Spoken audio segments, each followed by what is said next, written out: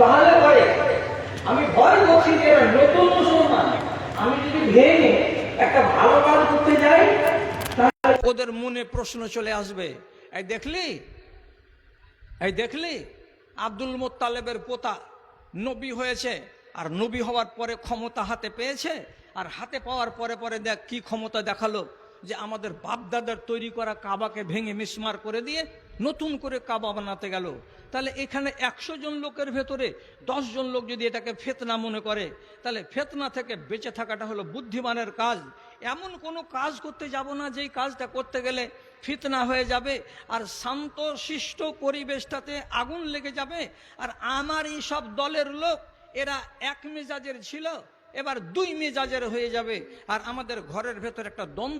তর্কের খাতিরে আল্লাহ রাব্বুল আলামিন এই কাবা কুরাইশ বংশের তৈরি করা ছিল, সেই কাবা আজ পর্যন্ত আছে, আর এই ঢাঁচার উপরে আল্লাহ কতদিন রাখবেন তা আছে। তাহলে শরীয়তে কিছু কিছু এমন কাজ আছে যেগুলোকে